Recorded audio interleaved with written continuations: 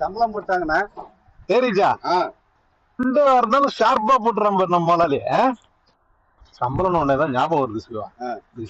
ராமா காசு வாங்கி 300 வெள்ளி வாங்கி 3 மாசம் ஆகுது, காசே தர மாட்டான். வாங்கிடுங்கண்ணா. இப்ப அடிக்கிற அட்டில எப்படி காசு வருதுன்னு மட்டும் பாருப்பா. ராமா 300 வெள்ளி காசு வாங்கி 3 மாசம் ஆகுது, கேக்குறப்பெல்லாம் தோதாங்கிற. காசு எடுத்து வை, சம்பளம் போட்டாச்சான். அது பேப்பரு இங்க காசே காணும். கடன் கொடுத்தவருக்கு வணக்கம்.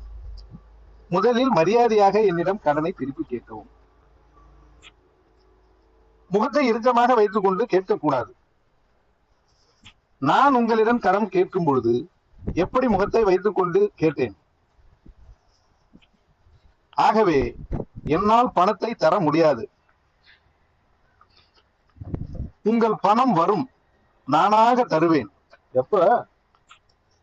ஆகவே இனி நானாக தரும் வரை என்னிடம் கேட்கக்கூடாது.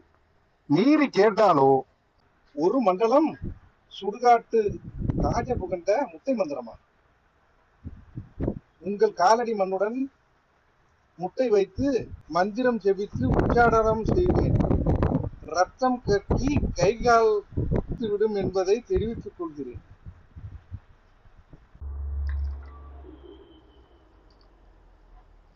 ஐயோ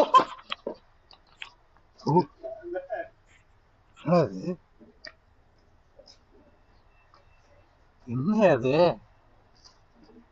எப்பா பணமே வேணாம், வச்சுக்க சாமி, வச்சுக்கப்பா. பணம் வேணாம், வச்சுக்க. நீ கொடுக்குறப்ப கொடு.